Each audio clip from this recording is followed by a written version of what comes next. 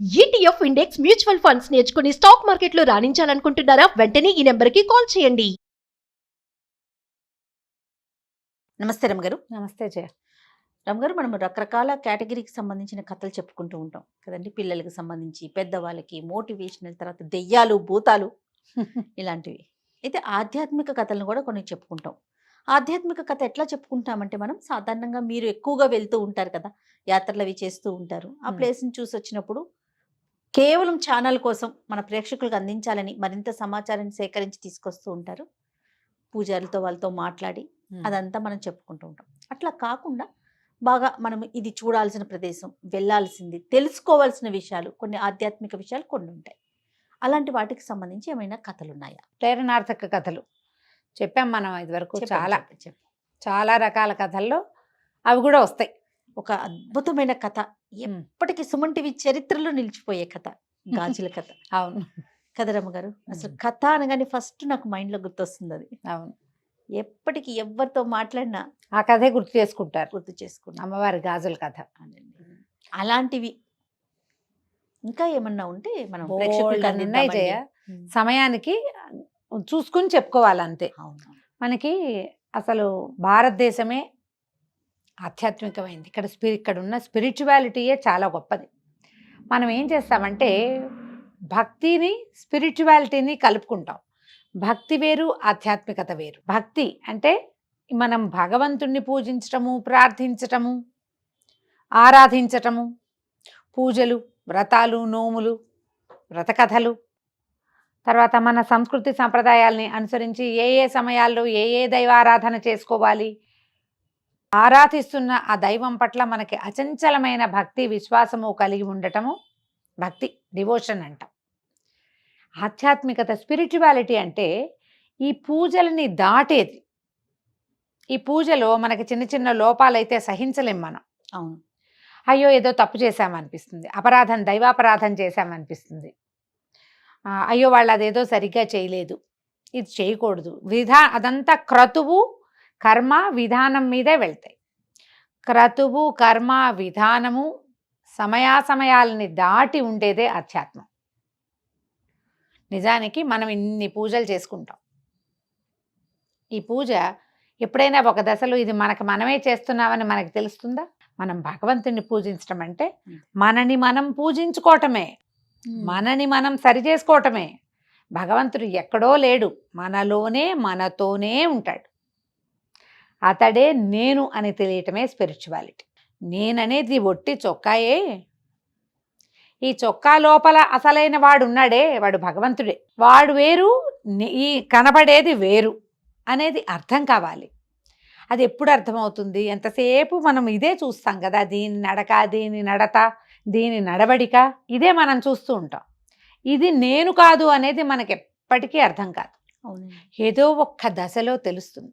కొంతమంది ఈ ప్రాపంచికమైన, ఈ చుట్టూతా కనపడే ప్రపంచం అంతా నాటకమని, ఇది నేను కాదని, నేను ఇందులో నుంచి వేరైన వాడినని చిన్నతనంలోనే తెలుసుకుంటారు. వాళ్ళని మనం యోగులు అంటాం, కొంతమందిని ఋషులు అంటాం, కొంతమంది బాబాగారులు అవుతారు. రమణ మహర్షి ఆయన కూడా అలాంటి వారు. ఆయనకు తెలిసిపోయింది చిన్నప్పుడే. ప్రతివాడికి మరణం లోపల ఎప్పుడో ఒకప్పుడు తెలుస్తుంది. మనకి తెలిసినా కూడా ఏంటంటే ఒక్కోసారి అర్థం అవుతుంది, ఏదో వింటాము, మనకి తెలుస్తుంది మనదేం లేదు, మన చేతిలో ఏం లేదు, ఇదంతా ఒట్టి పైపే భ్రమ, మనం చిత్తభ్రమలో ఉన్నాం అని తెలుస్తుంది. కాసేపటికి మళ్ళీ విష్ణుమాయా విలాసంలో కరిగిపోతాం, మనం మర్చిపోతూ ఉంటాం. దాన్ని తెలుసుకోవాలి, ఈ ప్రత్యేకమైన విషయాన్ని. పూర్వం ఒక రాజుగారు ఉండేవారు. ఆయనకి చాలా కాలం సంతానం కలక్క ఆయన ఆ ఊరు ఈ ఊరు, అక్కడికి ఇక్కడికి, స్వామీజీలకి, ఆశ్రమాలు, ఈ అరణ్యానికి, దేవాలయాలకి, మఠాలకి తిరుగుతూ ఉండేవారు. వాళ్ళకి చాలా దూరంలో ఉన్న ఒక అడవిలో ఒక ఋషిగారు ఆయన శిష్యులతో పాటు ఉన్నారని యోగిని కలవడానికి వెళ్ళారు. కలిసి ఆయన దండం పెట్టి, సంతానం లేదు నాకు అంటే, నీకు లేరు నాయన, నీ రాజ్యాన్ని సుభిక్షంగా పరిపాలించు, కాలం ఎలా జరిపితే అలా జరుగుతుంది, వెళ్ళిరమ్మన్నారు. రాజుగారు ఖిన్న వదనంతో, ఆయనకు అర్థం, సుపుత్ర ప్రాప్తిరస్తు శీఘ్రమేవ సుపుత్ర అనలా యోగి అంటే, లేదు అర్థమైపోయింది. ఆయన దిగులుగా తలకాయ వంచుకుని వెళ్ళిపోతున్నాడు. ఆ నదీ తీరంలో ఈ యోగి గారి ఈ మహాయోగిని ఎవరినైతే ఈ రాజుగారు కలిశారో ఆయన ప్రథమ శిష్యుడు ఎదురుపడ్డాడు, పలకరించాడు. పలకరించాక ఆయన అన్నాడు, ఎందుకంటే ఖిన్నవదనంతో ఉన్నారు మహాప్రభు. లేదు మహారాజా, ఏమిటి మీ దిగులు చెప్పండి అంటే, సంతానం లేదండి అన్నాడు. శిష్యుడు వెంటనే శీఘ్రమేవ సుపుత్ర ప్రాప్తి రస్తు. మహానందంతో పొంగిపోయాడు రాజు. గురువుగారు చెప్పాల, శిష్యుడు చెప్పాడు. శిష్యుడు కూడా ఏం తక్కువవాడు కాదు, ఈయన కొన్ని సంవత్సరాలుగా తపస్సు చేసుకునేవాడు. ఆనందంతో, అంతకంటేనా నాయన, మీ వల్ల ఇవాళ నా జీవితం చరితార్థం అయిపోయిందని పదే పదే దండాలు పెట్టి, శిష్యుడు కుసలు దర్భలు అవి పట్టుకుని ఓ చెంబుతో నీళ్లు పెట్టుకుని గురువుగారిని చూడబోయాడు. గురువుగారు అన్నారు, ఏమిటి నువ్వు చేసిన పని? రాజుకి జాతకరీత్యా సంతానం లేదు, అందుకని నేను అతన్ని రాజ్యాన్ని సుభిక్షంగా పరిపాలించుకో, కాలం ఎలా నడిపితే అలా నడువు అని చెప్పా. నువ్వేమో సుపుత్ర ప్రాప్తిరస్తు అన్నావు. అనగానే శిష్యుడికి బాధ వచ్చేసింది. అయ్యో, ఈ మాట అన్నానే, ఇది ఎట్లా నిజమవుతుంది ఇప్పుడు అనగానే గురువుగారు అన్నారు, నీ మాట అబద్ధం కాకూడదంటే నువ్వే వెళ్ళి ఆయనకి కుమారుడిగా జన్మించు, కాలం తీరాక పోదు గాని. నువ్వు అన్నావు కదా, నువ్వు శిష్యుడు, నువ్వు కుమారుడిగా జన్మించు అంటే శిష్యుడు కుమారుడిగా జన్మించాడు రాజుగారికి. ఇక్కడ మరణించి ఇక్కడ వదిలిపెట్టే జీవితాన్ని అక్కడ మొదలుపెట్టారు. జన్మించాడు. అయితే ఆయనకి ఇప్పుడు ఈ ముందు జన్మలో ఈ గురువుగారికి శిష్యుడిగా ఉండి ఆయనకు బోల్డంత తపస్సు ఉంది. దానివల్ల ఆయనకి పూర్వజ్ఞానం ఉంది. తను ఒక్క వాక్యం మాట్లాడటం వల్ల తపస్సు వదిలిపెట్టుకుని జన్మించాల్సి వచ్చింది. ఒక్క వాక్యంతోటే కదా వచ్చింది. అవును. మళ్ళీ ఎందుకు? ఆయన ఏమనుకున్నాడు? గురువుగారి వెనకాలండి మోక్షాన్ని సాధించాలనుకున్నాడు. మోక్షం అంటే పునరావృత్తి రహితమైనది, మళ్ళీ పుట్టే పని లేదు. ఇప్పుడు ఏమైంది? ఇప్పుడే పుట్టాల్సి, సమీప భవిష్యత్తులోనే పుట్టవలసి వచ్చింది. అవును. అందుకని ఈ జ్ఞానం వల్ల ఆయన మాట్లాడేవాడు కాదు, లక్షణంగా బాగుండేవాడు. రాజుగారి కుమారుడు అంటే గురుగారి పోలికలతో ఎందుకు పుడతాడు? రాజుగారి భార్య పోలికలు, రాజుగారి పోలికలు, మేనమావ పోలిక వచ్చి చక్కటి సమున్నతాకారుడైన పిల్లవాడు, ఉంగరాల జుట్టు, అన్ను ముక్కు లక్షణంగా ఉన్నాయి, బలశాలి బలిష్టంగా ఉన్నాడు, అన్ని పనులు చేయగలడు. మాట లేదు, మాట్లాడేవాడు కాదు. బాధగా ఉండేది. పోనీలే ఏదో ఒక సంతానం ఉందని ఉంచుకున్నారు. కొంతకాలం బాగా అంతవాడు ఒక 14-15 ఏళ్ల వాడు అయినాక ఈ సేవకులందరూ చుట్టుపక్కల అడవుల్లో జంతువులు పెరిగిపోయినాయని ఊళ్ళ వాళ్ళు వచ్చి చెప్తారు. చాలా క్రూర జంతువులు ఎక్కువైనాయి, రాజుగారు వచ్చి వేటాడాలంటే రాజు మృగయా వినోదానికి వెళ్తాడు. వేటకాట వెళ్ళారు. వెళ్తుంటే వీళ్ళు ఏం చేశారు, రాజకుమారుడు కూడా కొంచెం ఏదో ఇది ఉంటుందని తీసుకుపోయి ఈ రాజకుమారుడిని కూడా ఈ గుంపులో కలిపారు. ఆ వేటకెళ్ళే వాళ్ళలో అందరూ వేటకెళ్ళారు. వెళ్తే రాజకుమారుడేమి వాటిని వీటిని కొట్టటాల, బాణాలు వేయటాలు అవి వచ్చు, కానీ అతనికి ఏం ఆసక్తి లేదు, నిశ్శబ్దంగా ఉంటాడు. వెళ్తుంటే అంతా మాటేసి ఉన్నారు, ఏవి పిట్ట కదలటల్లా. అయితే ఆ అడవిలో ఒక ప్రత్యేకమైన పిట్టలు ఉన్నాయి, వాటి మాంసం చాలా బాగుంటుంది. ఒక 5-6 సార్లు విన్నాడు ఆ మాటలన్నీ. వీళ్ళు మాటు వేసున్న చెట్లకి అవతల చెట్ల మీద ఆ పిట్టలు ఉన్నాయి. రాజకుమారుడి పక్కన ఒక అతను నుంచునున్నాడు. ఆ పిట్టల్ని చూస్తున్నాడు, కానీ ఎక్కడున్నాయో తెలియటల్లా. చెట్లు దట్టంగా ఉంటాయి, అడవిలో పెంపకపు చెట్లు కావు కదా. ఆ లోపల గుబుర్లలో పిట్ట ఎక్కడుందో అది పలికితే కొట్టచ్చు. అవును. ఇంతలో ఏమైంది, పిట్ట కూసింది. కుయ్యగాని రాజకుమారుడి పక్కనున్నవాడు చటుక్కన బాణం వేశాడు. సన్నటి బాణాలు పిట్టలకి చిటుక్కుని తగిలేస్తాయి.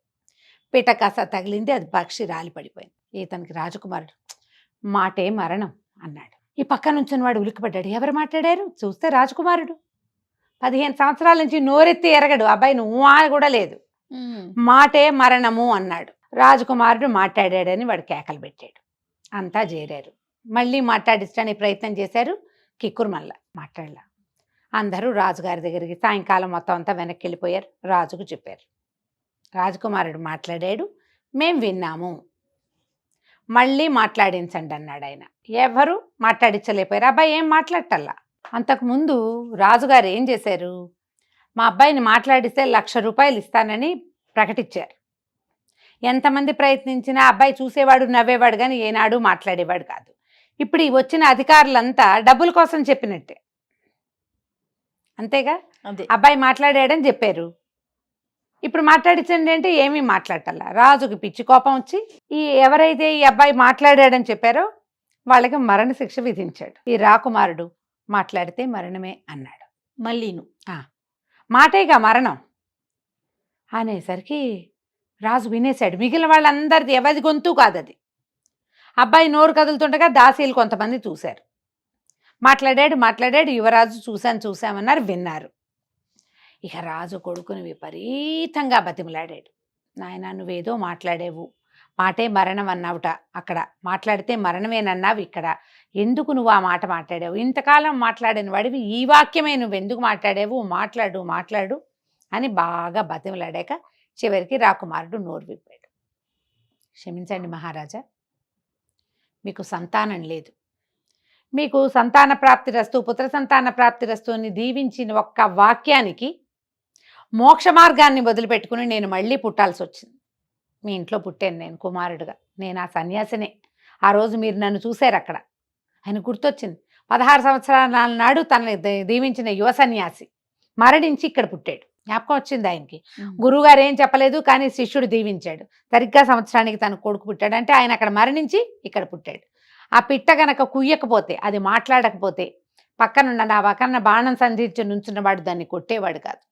మాట్లాడడం వల్ల దానికి మరణం వచ్చింది. నేను మాట్లాడడం విన్న ఈ అధికారులు మీతో మాట్లాడకపోయి ఉంటే, రాజు కాకుమారుడు మాట్లాడాడని చెప్పకపోతే వీళ్ళకి మరణశిక్ష పడేది కాదు. మాట మరణానికి కారణమవుతుంది. ఆలోచించి మాట్లాడాలి. మాట్లాడేశాక దాన్ని వెనక్కి తీసుకోలేం. అందుకని తపస్సు చేసే వాళ్ళంతా అడవులకు వెళ్ళిపోతారు. మన ఇళ్లల్లో ధ్యానము, ఇళ్లల్లో తపస్సు ఎప్పటికీ కుదరదు. సంసారులు మాట్లాడాల్సే వస్తారు. అయిన దానికి కాని దానికి, అవసరమైనవి అనవసరమైనవి, పనికిమాలినవి, మాట్లాడకూడనివి మాట్లాడేస్తాం ఏదో ఒకటి. ఎప్పుడూ ఎక్కడో చోట ఇరుక్కుంటూనే ఉంటారు. సమాధానం చెప్పవలసిన స్థితే వస్తుంది. ఒక్కొక్కసారి ప్రమాదంగా కూడా పరిణమిస్తుంది. మాటలతోటి ప్రఖ్యాతి పొందిన వాళ్ళు ఉన్నారు. మాటల వల్ల ఇబ్బందులు, ఆ ప్రఖ్యాతి పొందిన వాళ్ళే ఇబ్బందుల్లో కూడా పడతారు. మాటకి అంత ఇది ఉంది కదా, అంత శక్తి ఉంది. అందుకని నిశ్శబ్దాన్ని పాటించాలి.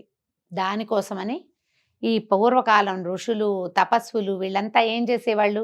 అడవులకు వెళ్ళిపోయేవాళ్ళు, వెళ్ళి ధ్యానం చేసుకునేవాళ్ళు.